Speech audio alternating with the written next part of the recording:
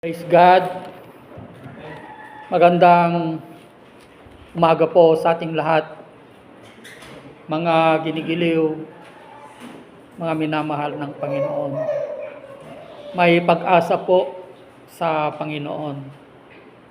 Akala ko kaming pamilya lang ang pupunta sa gawain na ito ng Panginoon. Praise God. At medyo marami-rami po tayo ngayon, no? Bago po natin umpisahan ang gawain ng Panginoon, binabati ko po ang mga ina ng tahanan, ang mga ilaw ng tahanan. Happy Mother's Day. May 1, 2, 3, 4, 5. Pang-anim sana si Aisa. Kaya lang, i-consider pa rin natin siya na ina dahil siya rin ang nag-aalaga sa mga pamangkin niya, no? Happy Mother's Day sa inyong lahat, no?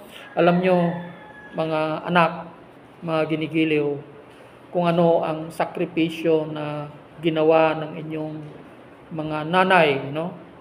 9 na buwan silang nagdala sa inyo, no? 9 na buwan. Iyon ay isang paghihirap sa isang magulang, sa isang ina na ilaw ng tahanan, mga ginigiliw. Alam nyo, may kasabihan ng mga matatanda. I remember yung sinasabi ng lola ko, no? Na huwag nyong saktan ang inyong mga magulang, ang inyong mga ina at ama. Alam nyo, sabi niya, kulang pa yung tadtarin mo, yung kamay mo. Alam mo yung kamay mo, dakulap ito. Tadtarin mo daw ito at kainin mo. Kulang pa yan na pangbayad mo ng buhay mo sa magulang mo. Sabi niya, totoo po yan. Opo.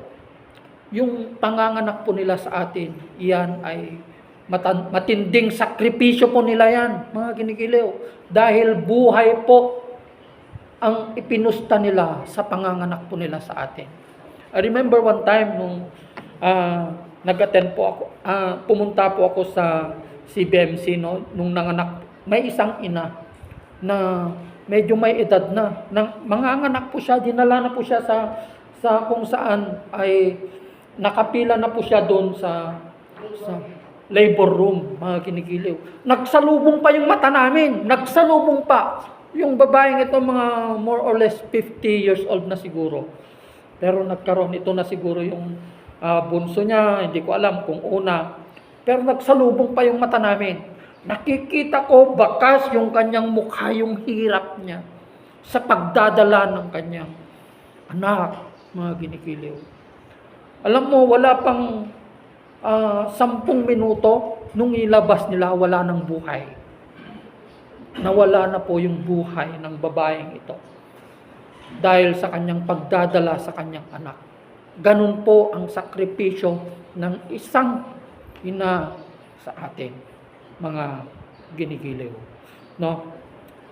Anyway, ang pag-aaralan po natin ngayon sa umagang ito ay ang pakikipagtagpo sa Panginoon, the encounter with the Lord.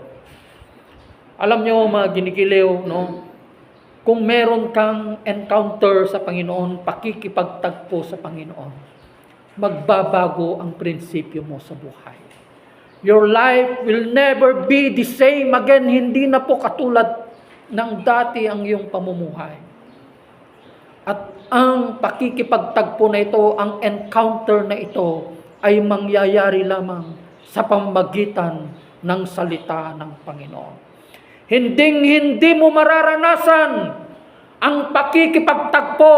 You will never encounter the Lord without the Word of God. Hindi po natin mararanasan ang pakikipagtagpo at pag-encounter sa ating Panginoon hanggat wala po ang salita ng Panginoon. It is only the Word of God. Sa pamamagitan lamang ng salita ng Panginoon, magkakaroon po tayo ng ugnayan at pakikipagtagpo sa ating Panginoon, mga ginigiliw. Kaya alam mo, kung nakakilala ka na sa Panginoon, kung meron ka ng encounter sa Panginoon, no, darating man ang mga pagsubok na yan sa buhay mo. The trials and tribulation Darating man ang mga temptation na yan sa buhay mo, nakatayo ka pa rin. Mga ginigiliw, sa iyong pananampalataya. Mga ginigiliw. Alam nyo, sa buhay ng ating Panginoong Jesucristo, mga ginigiliw, no? May tatlong klase ng temptasyon, no? Tatlong klase ng tukso na ipinakita ng dyablo sa ating Panginoong Jesucristo. Yung tatlong klase na ito na tukso, mga ginigiliw, inaraw-araw niya po ang ating Panginoong Jesucristo sa loob ng 40 araw. 40 days niyang sinamahan ng Panginoong Jesucristo sa ilang. Pinakitaan niya ng masarap na pagkain, nagpakita ng mga lechon, mansanas, yung masasarap. Kasi alam niya, ang akala niya, kaya niyang tuksuhin ang ating Panginoong Jesucristo sa loob ng 40 araw na ang ating Panginoong Jesucristo ay hindi siya kumain ng 40 araw. Diba? Kaya sinabi niya na gawin mong bato ang pagkain na ito. Sabi niya, di ba? Kayang gawin ng Panginoong Jesucristo yun. Opo, kaya niyang gawin na pagkain yung bato na yun kasi Diyos siya eh. Bakit niya susundin ang dyablo? Di ba? Hindi niya nakikita yung salita sa dyablo. Bakit niya susundin yung sinasabi ng dyablo? Kung talagang ikaw ay anak ng Diyos, gawin mo ngang tinapay ang batong ito. Kayang gawin ng ating Panginoong Jesucristo na tinapay ang batong yon. Pero anong sagot ng ating Panginoong Jesucristo sa dyablo na ito? Hindi lamang nabubuhay ang isang tao sa pamamagitan ng tinapay, kundi sa bawat salitang namumutawi sa bibig ng Diyos. Diba? Pinakita na naman niya ng karangyaan, kayamanan. Sambahin mo lang ako sa iyo. Pag ganun pa. Alam mo yung sinasabi na pinapraktis niya yung pagka-Diyos ng Diyos. Lahat ng nakikita mo, sa'yo yan, sabi niya. Kayamanan, di ba? Kasaganaan sa buhay. Mga ginigiliw. Ano pa? Yung prestige, honor. Iyon ang tatlong klase, tatlong bagay na ipinakita ng dyablo na ito sa ating Panginoong Jesucristo dahil ang akala niya, siya ay susunod sa mga bagay-bagay na ito na ipinakita ng dyablo sa loob ng 40 araw. Pero hindi nagtagumpay ang dyablo na ito sapagkat ang ating Panginoong Jesucristo nasa Kanya ang Espiritu ng Diyos, mga kinikiling. Ganon din po sana tayo, mga ginigiliw. Dapat tatayo tayo sa ating pananampalataya sa ating Panginoong Jesucristo. Darating man ang mga pagsubok na yan, mga ginigiliw, sa buhay natin. Dapat nakatayo pa rin tayo sa ating pananampalataya. Ang ating Panginoong Jesucristo, hindi po siya nangako ng kayamanan. Na iyon ang pagkakaalam ng maraming Kristiyano. Yung mga maraming naglilingkod ngayon sa Panginoon dahil ang alam nila na ang pagsunod sa ating Panginoong Jesucristo, ito ang magpapayaman sa kanila, mga ginigiliw. Katulad ng tatlong bagay nito, kaya dito mga ginigiliw, natetempt ang mga lingkod ng Panginoon sa tatlong bagay na ito na ipinakita ng dyablo sa ating Panginoong Jesucristo, mga ginigiliw. Yung kayamanan, yung pagkain na literal at yung karangyaan. Ito ang hinahanap ng mga gustong maglingkod sa ating Panginoong Jesucristo, mga ginigiliw. Gusto nila yung kanyang kayamanan, mga ginigiliw. Hindi po yun ang ipinangako sa atin ng ating Panginoong Jesucristo. Ang sabi ng ating Panginoon, mga ginigiliw, ang sino mang nagnanais na sumunod sa akin, kailangang itakwil niya ang kanyang sarili. Deny yourself. Carry your cross every day. Kailangang pasanin mo ang iyong cross at sumunod sa akin araw-araw. Sabi po ng ating Panginoong Jesucristo, mga ginigiliw. Hindi siya nangako ng madaling paglalakbay. kundi nangako siya na hindi niya tayo pababayaan sa ating paglalakbay, sa ating lakbayin, sa ating pamumuhay, mga ginigiliw. Kaya, alam nyo, hindi ang mga bagay-bagay na ito. Kung bakit tayo sumusunod sa ating Panginoon, yung mga tatlong bagay na ito, kung bakit maraming sumusunod sa ating Panginoon Jesucristo. Dahil ang pangako sa atin ng Panginoon, yun ang buhay na walang hanggan. Yun ang kayamanan na gustong ibigay sa atin ng ating Panginoon. Hindi yung material na bagay, hindi yung karangyaan, hindi yung prestige, yung honor na gustong-gusto ng tao, yung kinikilala nila, yung posisyon na gustong-gusto ng tao, appetite of ego, mga kinikiliw. Hindi po yun. Kundi, yun ay ang buhay na walang hanggan sa pamamagitan ng ating Panginoong Jesucristo, mga kinikiliw. Kaya kung meron kang encounter sa ating Panginoong Jesucristo, mga kinikiliw, yung buhay mo, your life will never be the same again. Matatanggal yung kayabangan mo, matatanggal yung pagmumura mo, matatanggal yung mga bisyo mo, matatanggal yung hinanakit sa puso mo, yung galit sa puso mo. Magigiliw, mapapalitan po ito ng pag-ibig na nanggagaling sa ating Panginoong Jesucristo, mga ginigiliw. Ito ang kwento ng isang tao na nakaranas ng pakikipagtagpo sa ating Panginoon. Ito ang ating pastor ng Mahentil, walang iba kundi si Saul o si Pablo. Siya ang ginamit ng Diyos upang makilala po natin ang ating Panginoong Jesucristo. Si Pablo, mga kinikiliw. Alam nyo, si Pablo, nung siya ay papuntang Damascus, ang trabaho ni Pablo noon, mga ginigiliw, isa siyang Pariseo. Ang ginagawa ni Pablo, mga ginigiliw, pumupunta siya sa mga daan ng Panginoon, yung mga sumusunod sa ating Panginoong Jesucristo, babae, lalaki, pag nalaman niya na ikaw ay tagasunod ng ating Panginoong Jesucristo, mga ginigiliw, kinakaladkad niya at dinadala sa Sanhedrin upang ipapatay, upang ikaw ay parusahan, mga ginigiliw. Ganun po ang trabaho ni Pablo, mga ginigiliw. At sa kanilang paglalakbay, papuntang Damascus, mga ginigiliw, sa kanilang paglalakbay, papuntang Damascus, upang kunin na naman niya, dadalhin na naman na niya yung mga taong sumusunod sa daan ng ating Panginoong Jesucristo. Yung kanyang mga follower, mga ginigiliw. Alam niyo, ang kasama ni Pablo sa oras na yon, hindi lang 3, hindi lang 5. Nasisiguro ko na napakarami ang kasamahan ni Pablo. Paano mo kukunin yung isang tao na dadalhin ng isang tao kung 5 lang kayo? Lugar ang pupuntahan mo. Ibig sabihin, hindi lang 10, hindi lang 20 ang kasama niya.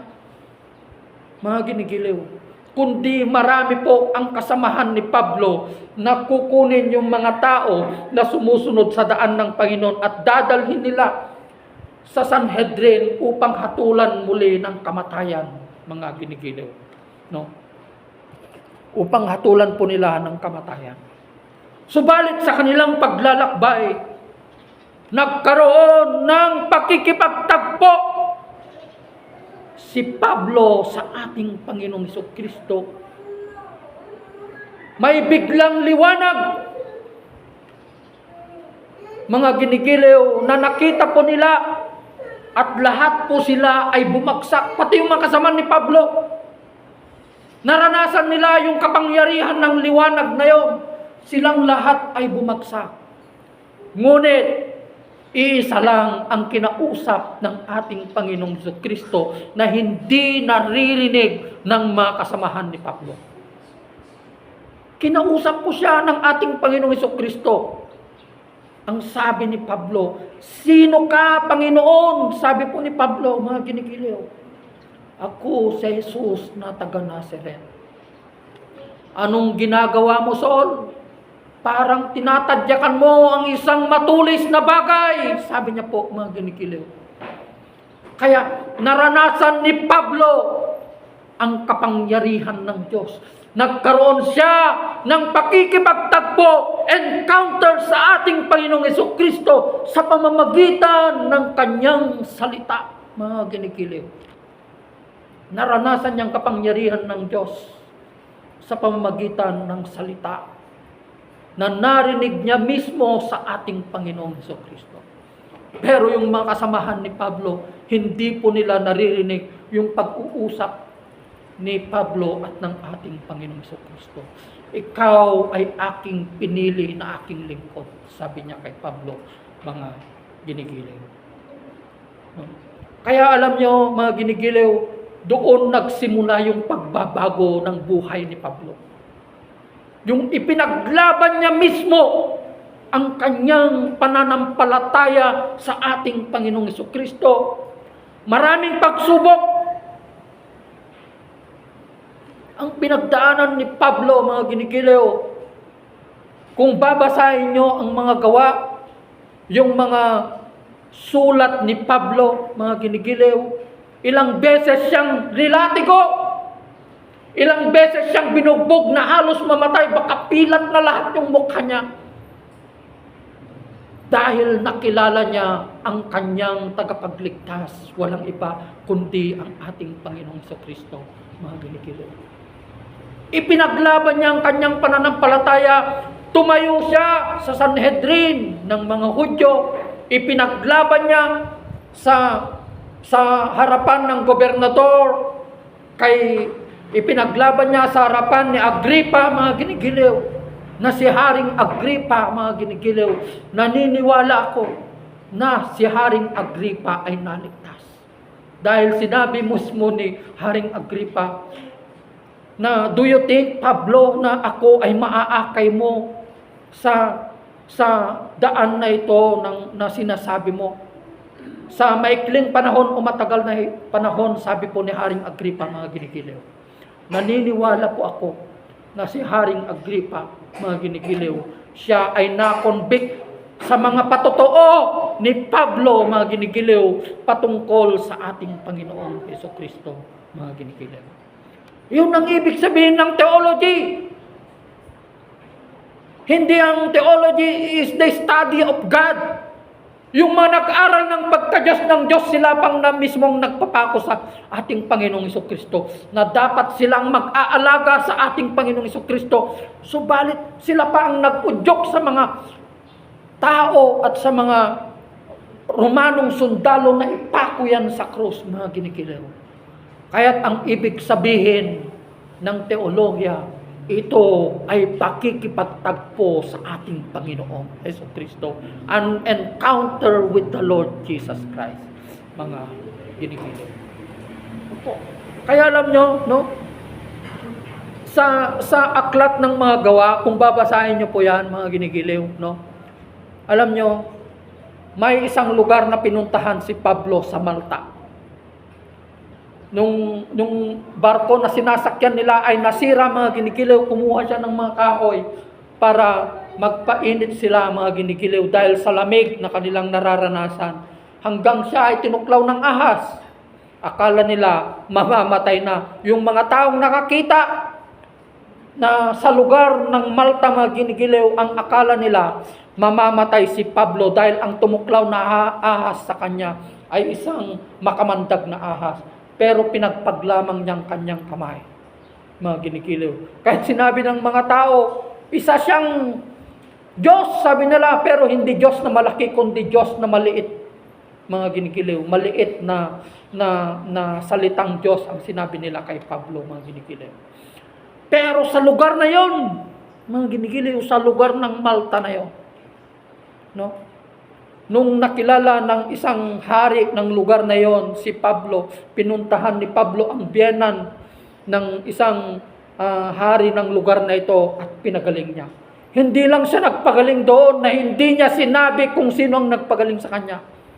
Although hindi niya sinabi dito, mga ginigilew, pero naniniwala ko na ipinakilala ni Pablo ang ating Panginoong Jesucristo sa lugar na iyon ng Malta. No, hindi aksidente na dinala ng Panginoon si Pablo sa lugar na iyon upang makilala po nila ang tunay na Diyos, ang tunay na tagapagligtas, walang iba kundi ang ating Panginoong Jesucristo, mga ginigilaw. Ganun po ang kapangyarihan ng Panginoon, mga ginigilaw. Alam nyo, no? Habang binabasa ko po ang salita ng Panginoon, no? Hindi po natin matarok yung karunungan na galing sa Diyos. Alam nyo kung bakit? Habang binabasa ko po ang salita ng Panginoon, no? Alam nyo ang istorya ng Israel? Bakit hindi na lang doon nag-stay, nanatili ang mga piniling bayan ng ating Panginoong Jesucristo, sina Abraham, Isaac, si Jacob, at ang kanyang pamilya, nanatili na lang sana sila doon sa bayan ng Kanaan. Kasi yun ang Kanaan, yung Kanaan na yun ang bayan ng Israel nung unang panahon. Pero bago pa mangyari yon, sinabi na ng ating Panginoong Jesucristo kay Abraham, nadadalhin ko ang inyong lahi sa bayan ng Ehipto. Magtatagal sila doon, sabi niya, at ibabalik ko rin sila sa lupang aking pinagdalhan sa kanila, sabi niya. Nagkaroon ng tagtuyot, nagkaroon ng taggutom, mga ginigiliw sa bayan ng Israel. Nangyari po yun nung kapanahunan na po ni Jacob, mga ginigiliw. No? Kaya ang nangyari, kung babasahin po natin ang istorya sa Genesis, no? Kaya ang istorya po doon, si Jacob nagkaroon siya ng 12 anak, 'di ba? Sina Judah, mga ginigiliw, andun din si Jose, na yung si Jose na kapatid nila gustong patayin ng kanyang mga kapatid dahil sinasabi niya ang patungkol sa kanyang panaginip, patungkol sa mga bituin, ang mga bituin daw ay sumasamba sa kanya. Mga ginigiliw, nang sumisimbolo ito, na sumisimbolo na siya ay magiging isang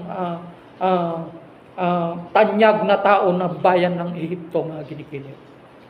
So hanggang nagkaroon ng taggutom sa bayan ng Kanaan, hanggang pumunta yung mga kapatid ni Jose sa bayan ng Ehipto, pero ang kanilang kapatid na ibinenta nila, mga ginigiliw, meron na siyang katungkulan sa bayan ng Ehipto, mga ginigiliw, na hindi nila alam na yung kapatid nila, hindi nila alam na yung kanilang ibinentang kapatid ay siya na ang tagapamahala sa bayan ng Ehipto. Until such time na nagpakilala siya, na siya ang kanilang kapatid na gusto nilang patayin, na ibinenta nila noon, mga ginigiliw. Kahit ang nangyari, i-shortcut ko, inampon, kinuha ni Jose ang kanyang mga kapatid at ang kanyang ama na si Jacob, mga ginigiliw. Na ang akala ni Jacob, patay na si Jose dahil paboritong-paborito ni Jacob ang kanyang anak na si Jose. Ang akala niya na po, patay na si Jose dahil yun ang ibinalita ng kanyang mga kapatid na nilapa ng mga hayop. Ang ipinakita nila, yung dugo ng mga tupa, nilagyan nila yung damit ni Jose, yun ang ipinakita nila sa kanyang ama na patay ng aming kapatid. Mga ginigilaw.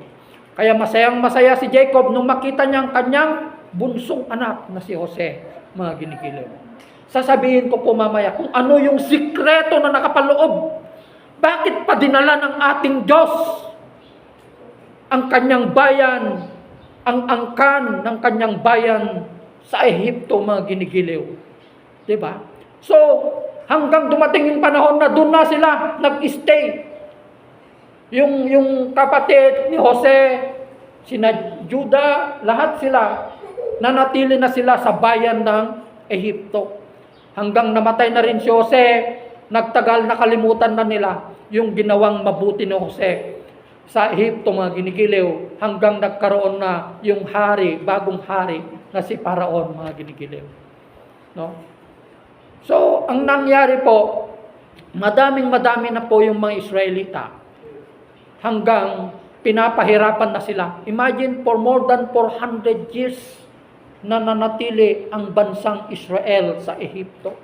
Sila ay naging alipin, mga ginigiliw, sa panahon ng pamamahala ng paraon na ito, mga ginigiliw. Ano ba ang sikretong nakapaloob to? Bakit nanatili sila? Alam niyo kung bakit? Hinayaan ng Diyos na dinala ang kanyang bayan sa Ehipto, mga ginigiliw, upang iparanas niya sa kanila ang kanyang kapangyarihan, ang kanyang karunungan na hindi matarok ng tao. Dahil kung nananatili lamang sila sa bayan ng Kanaan, sa bayan ng Israel, mga ginigiliw, alam nyo, hindi nila makikita ang kapangyarihan ng Diyos.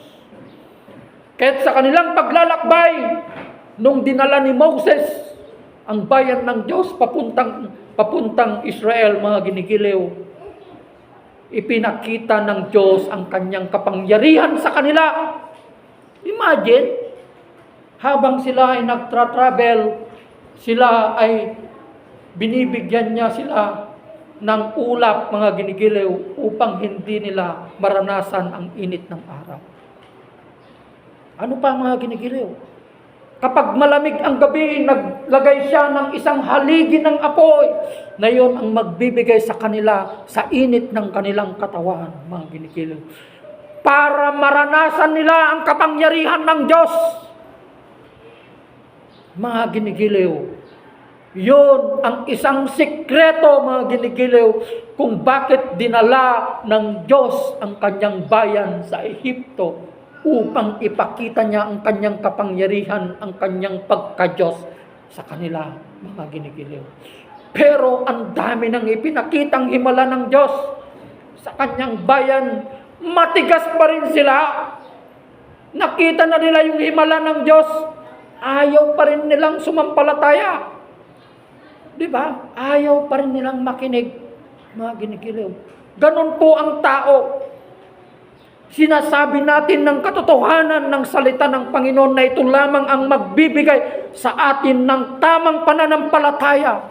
Pero mas pinapaniwalaan po nila yung doktrina ng kanilang relihiyon.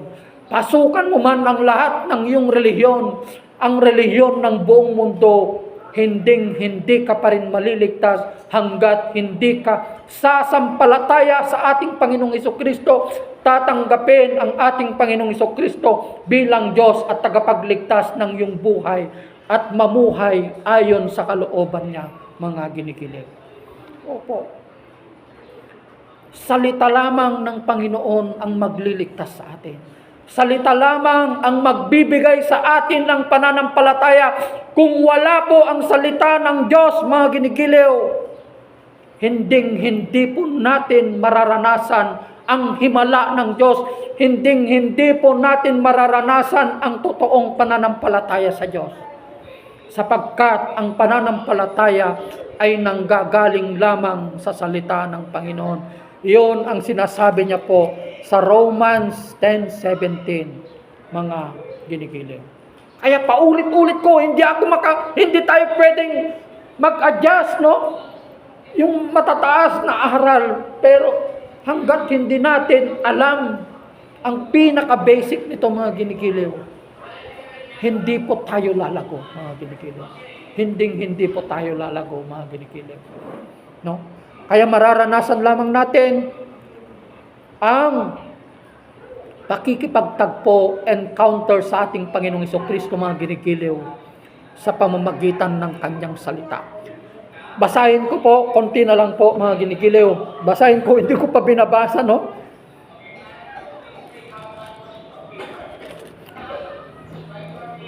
Ito yung kwento ni Pablo sa harapan ng mga Hudyo, mga ginigiliw.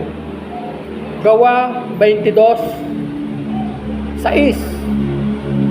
Nang malapit na ako sa Damasco, magtatanghaling tapat noon, may biglang kumislap sa aking paligid na isang matinding liwanag mula sa langit. Bumagsak ako sa lupa at narinig ko ang isang tinig na nagsasalita sa akin, Sa ulo, bakit mo ako inuusig? Ako'y sumagot, sino po kayo, Panginoon? Ako ang iyong pinag-uusig na si Jesus na taga Nazaret. Tugon ng tinig, nakita ng makasama ko ang liwanag, ngunit hindi nila narinig ang tinig na nagsalita sa akin. Tinig na nagsalita sa akin. Yung salita. Alam nyo mga ginigiliw, napakapalad po natin dahil nandito tayo ngayon. Naririnig natin ngayon ang boses ng Panginoon. Naririnig po natin ang boses ng ating Panginoon, mga ginigiliw. Pastor, paano ko po maririnig ang boses ng Panginoon? Go back to the Word of God. Basahin mo ang salita ng Panginoon. Ito lamang ang tanging paraan na binigay sa atin ng Diyos upang magkaroon po tayo ng ugnayan at relasyon sa Kanya. It's only the Word of God. Ano pang salita? Ito yung Ark of Covenant nung unang panahon. Nung umakyat ang ating Panginoong Jesucristo, ang Kanyang iniwan na kapangyarihan ay walang iba kundi ang Kanyang salita. Mga ginigiliw. Mapalad tayo.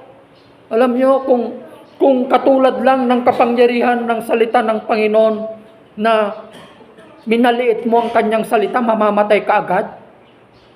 Because we are now in the age of grace. Nasa araw na tayo ng grasya ng Panginoon. Pero, nung unang panahon, mahawakan mo lang yung Ark of Covenant, mamamatay ka na. Mamamatay ka na. Yung aksidente nga na nakahawak nung dinala ni David ang Ark of Covenant sa bayan ng Israel, di ba? Na hindi niya ginamit yung mga Levites at ang mga pari, mga ginigiliw. Ginamit niya yung mga tauhan niya na ordinaryo lamang. Bumagsak yung Ark of Covenant nung hinawakan nung isa, namatay yung tao na humawak ng Ark of Covenant. Imagine that, ayaw niya sana na malaglag pa. Nagmagandang loob, namatay pa. Ganun ang kapangyarihan ng Ark of Covenant. Yung Ark of Covenant na yun, nawalan ng halaga. Napawalang bisang Ark of Covenant na yun nung nagkatawang tao ang Espiritu ng Diyos sa pamamagitan ng ating Panginoong Jesucristo. Wala na pong kapangyarihan noon nung nabuhay ang Espiritu ng Diyos, ang ating Panginoong Jesucristo. Pero ngunit nung namatay ang ating Panginoong Jesucristo, mga ginigiliw, nung namatay siya at muling nabuhay, ang Kanyang iniwan na kapangyarihan at Ark of Covenant ay walang iba kundi ang salita ng Panginoon. Napakalaga po ang salita ng Diyos sa buhay po natin, mga ginigiliw. Hindi po natin mararanasan ang himala ng Diyos hanggat wala ang salita. Hindi po natin mararanasan ang kaligtasan kung wala po ang salita ng Panginoon, mga ginigiliw. So I hope you are being inspired sa salita na ito ng Panginoon. Magandang umaga po sa ating lahat. I encourage everyone. Araw-arawin po nating basahin ang salita ng Panginoon. Ito yung sinasabi niya po sa Matthew 4, na hindi lamang tayo nabubuhay sa tinapay, kundi sa bawat salitang namumutawi sa bibig ng Diyos, sapagkat ang salita ito ang nagbibigay buhay. Sa John 1:1, the Word is God, ang salita ay Diyos. Nilikha ng Diyos ang lahat ng bagay sa pamamagitan lamang ng Kanyang salita. Yung nakikita nyo na kalangitan, yung nakikita nyo na mundo, na sang nilikha, yung mga bituin, yung mga ulap na yan. Nilikha ng Diyos ang mga bagay na ito, ang mga ibon, ang mga hayop, nilikha niya ito sa pamamagitan ng Kanyang salita. Kaya, ang trademark ng ating Panginoon, He is the Word. Siya ang salita. I am, He is the great I am.